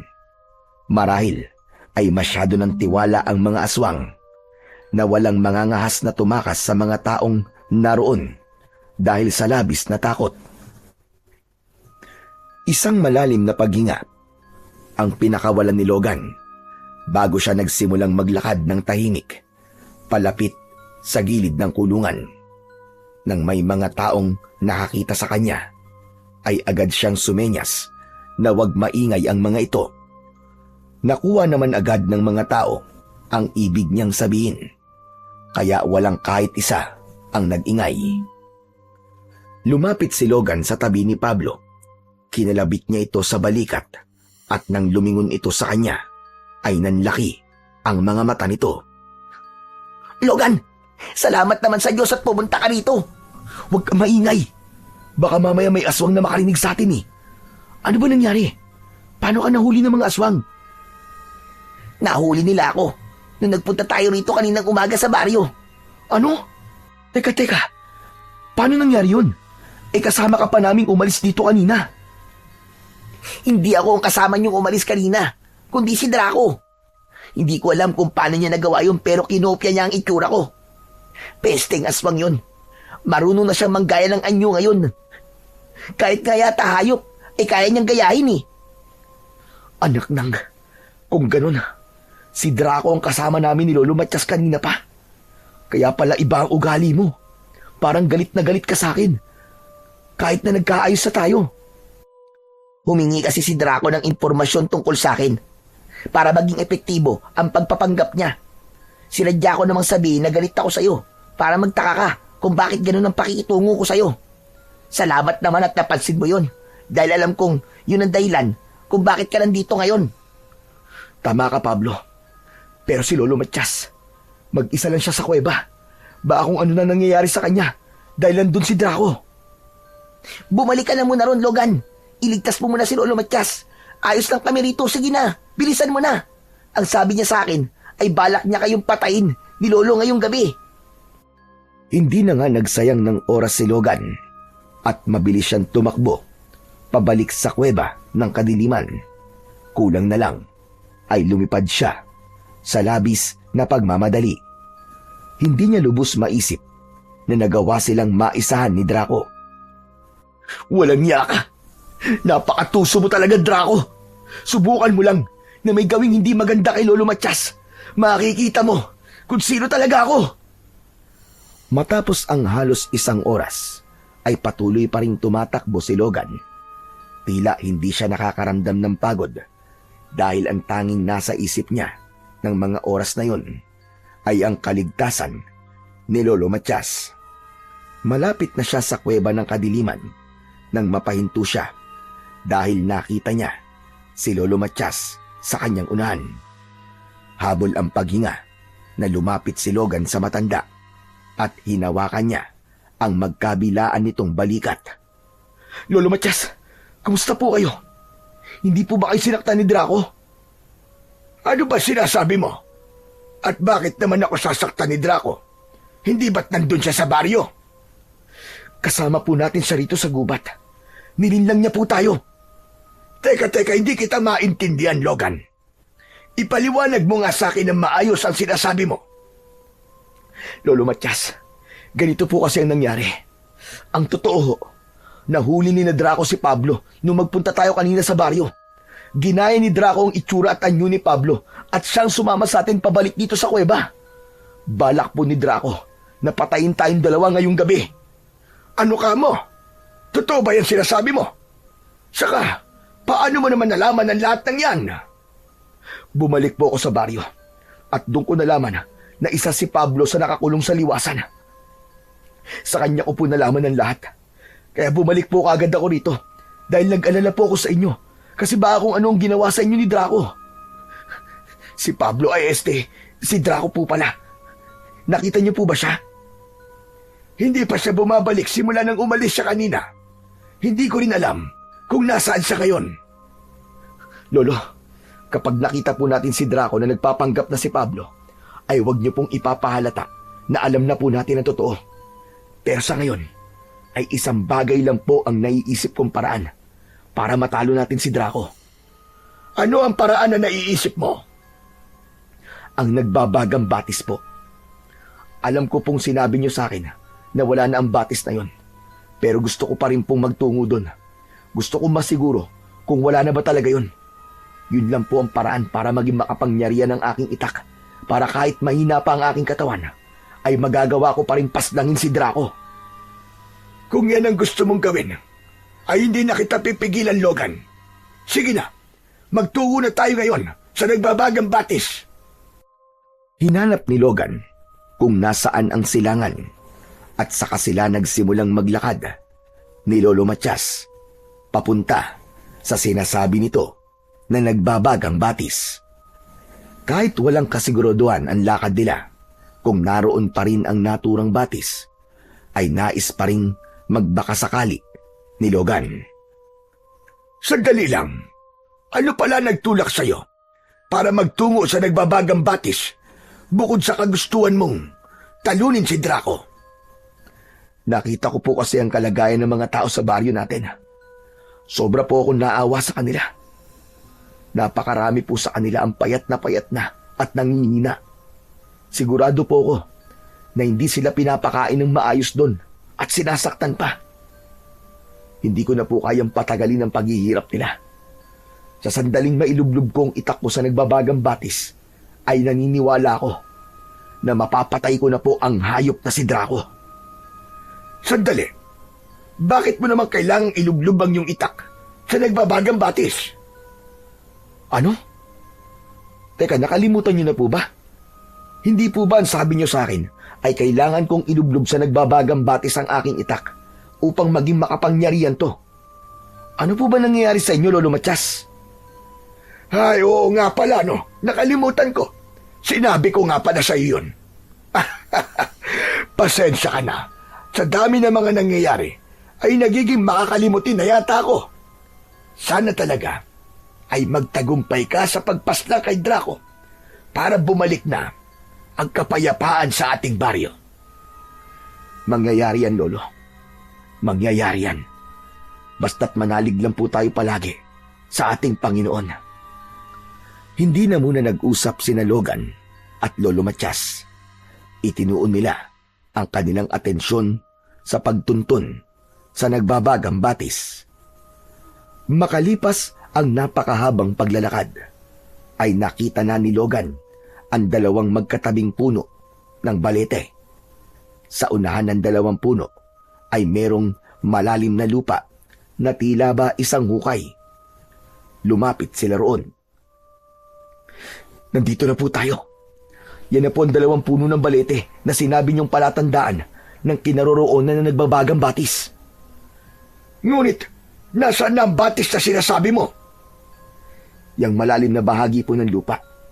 Nararamdaman ko po na yan ang nagbabagang batis.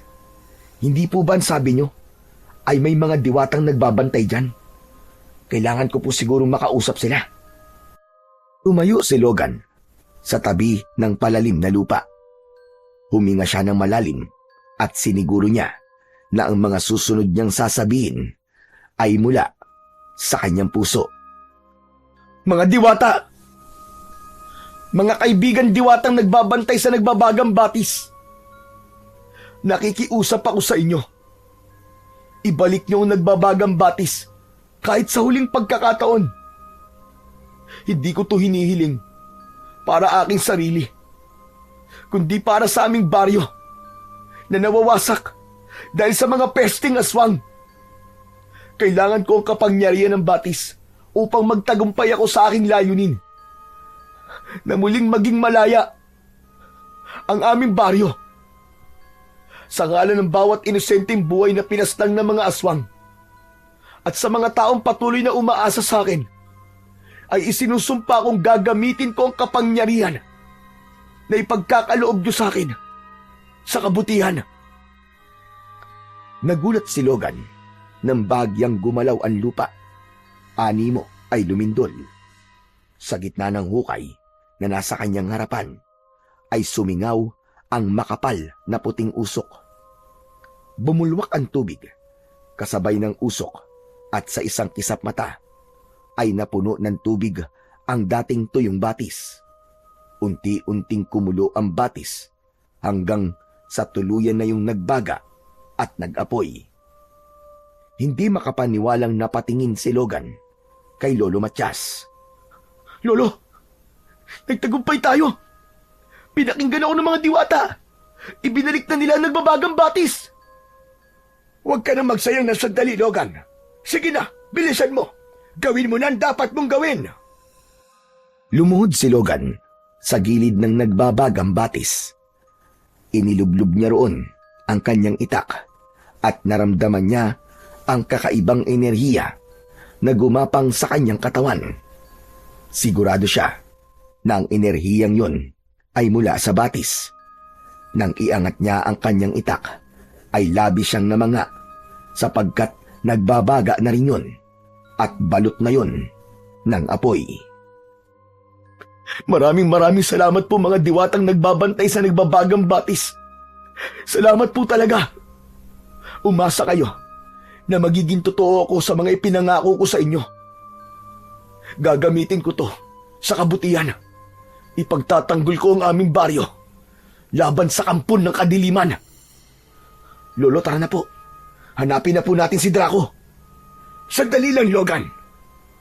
Maaari ko bang mahawakan ng iyong itak? Ano po? Pero bakit po, Lolo Matias? Kailangan pa ba ng dahilan para ipahawak mo sa akin yan? Sundin mo na lang ako. Pero hindi ko po alam kung maaari ko ba itong ipahawak sa inyo. Baka po, mawala kapangyarihan ito pag pinahawak ko sa ibang tao. Huwag ka nang marami sinasabi. Ibigay mo na lang sa akin ang itak. Nabigla si Logan sa pagsigaw na yon ni Lolo Matias. Kilala niya ang matanda na kahit gaano katindi ang emosyon nito, ay hindi nito nagagawang sumigaw. Nang sandaling yon, ay nagkaroon siya ng duda kung si Lolo Matias nga ba talaga ang kanyang nasa harapan. Bakit ba hindi ko napansin kaagad kanina? Huwag ka na magpanggap, Draco. Alam kong hindi ikaw si Lolo Matias. Isang malakas na tawa ang pinakawalan ni Lolo Matias. Biglang nagkulay pula ang mga mata nito at doon na ito nagsimulang magbago ng anyo. Sa isang iglap ay naging si Draco, si Lolo Matias. Ngayon, ibigay mo na sa akin ang iyong itak. Magagamit ko yan sa aking pakikipaglaban. Huwag kang mag-alala, dahil kapag ipinagkaloob mo yan sa akin, ay pakakawalan ko na ang mga tao sa inyong baryo. Hindi ako tanga para maniwala sa mga sinasabi mo. Humanda ka, dahil katapusan mo na, Draco! Biglang sumugod si Draco. Tinaga ito ni Logan, pero mabilis na nakaiwas ang aswang. Nagpalitan sila ng pag-atake hanggang sa isang malalim na hiwa ang tumama sa dibdib ni Draco. Sumirit ang maitim na dugo nito, ngunit hindi pa rin ito bumagsak. Bagkus ay lalo pa itong nagngalit at tumitig ng masama kay Logan. Umatras ng bahagya si Draco. Hindi ako nagpakahirap para makatakas sa kuweba ng kadiliman para lang mapatay ng isang kagaya mo. Ang pamilya mo ang matagal ng tinik sa aking lalamunan, kaya sisiguraduhin ko na kahit may makapangyarihan kang itak, ay hindi ka magtatagumpay na paslangin ako.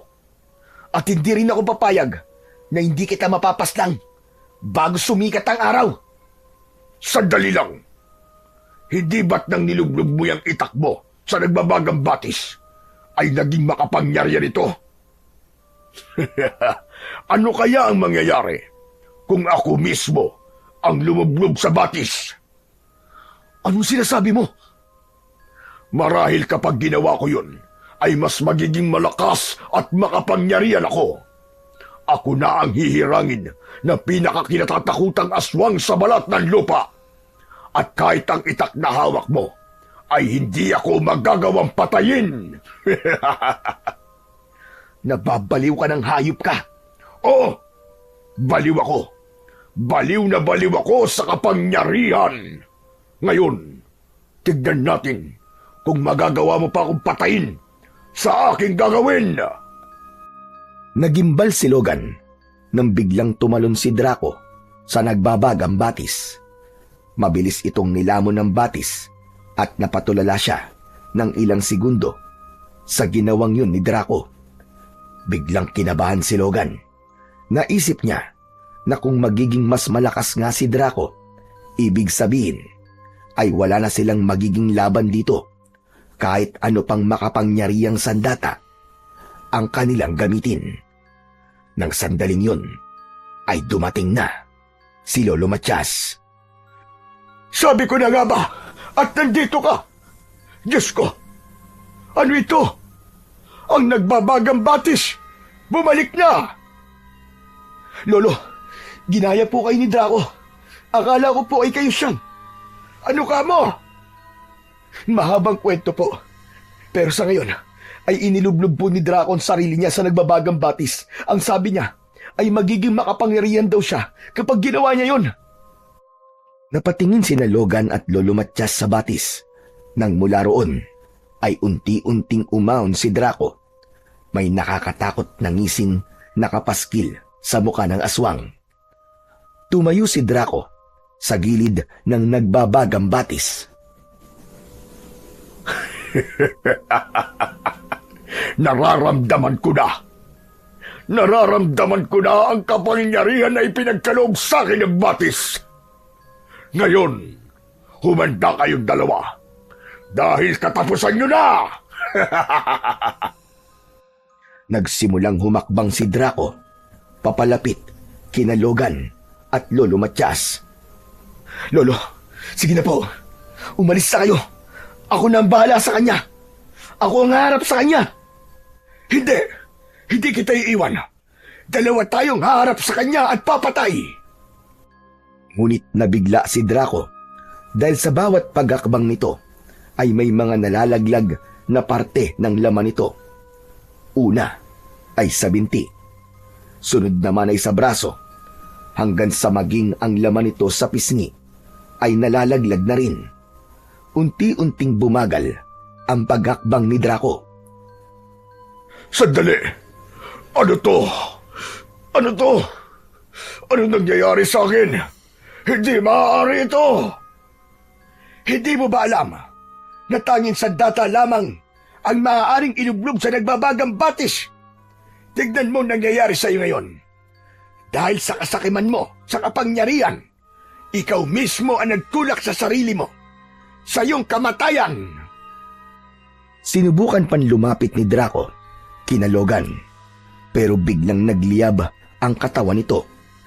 Umalingaw-ngaw ang sigaw ni Draco sa buong kagubatan. Maya-maya pa ay bumagsak na ito sa lupa habang patuloy yung nilalamon ng galit na apoy. Lolo, nagtagumpay tayo. Wala na. Patay na po si Draco. Tama ka. Nagtagumpay tayo. At siya ang pumatay sa sarili niya. Kung ganun po, malaya na tayo. Malaya na po ang ating baryo. At yun ay dahil sa katapangan mo, Logan. Alam ko na kahit ang nagbabagang batis ang pumatay sa kanya, ay malaki pa rin ang naging bahagi mo sa tagumpay na ating nakamit. Hindi lang po ako, Lolo, kundi maging kayo rin po ni Pablo. Hindi po ako magiging matapang kung hindi ko kayo kasamang dalawa. Bago umalis sa lugar na yon, sina Logan ay nakita nilang muling nawala ang nagbabagang batis. Nang ipasok ni Logan ang kanyang itak sa kaluban nito, ay nawala na ang apoy nun. Nagsimula na silang maglakad pabalik sa kanilang baryo, at habang naglalakad ay ipinaalam ni Logan kay Lolo Matias ang lahat ng nangyari upang maunawaan ito kung bakit nakakulong sa baryo nila si Pablo. Pagbalik ni Logan at Lolo Matias sa baryo, ay nakita nila ang mga walang buhay na alagad na aswang ni Draco na nakahandusay sa lupa. Doon nila napatunayan na ang buhay ng mga ito ay konektado sa pinuno nila na si Draco. Agad nilang pinalaya ang mga taong nakakulong at labis ang naging kasiyahan ng lahat nang malaman ng mga ito na wala na ang kinatatakutan nilang aswang na si Draco. Sa mga sumunod na araw ay mas naging matatag ang pagkakaibigan ni Logan at Pablo, habang ang kapangyarihang kaloob ng nagbabagang batis ay nanatili pa rin sa itak ni Logan bilang paalala ng tungkulin niyang protektahan at ipagtanggol ang kanilang baryo laban sa lahat ng uri ng kasamaan, lalong-lalo na sa mga aswang. Nang dahil sa mga nangyari, ay mas tumindi ang paniniwala ni Logan na hindi kailanman magtatagumpay ang kadiliman hanggat may mga handang lumaban para sa liwanag at kabutihan.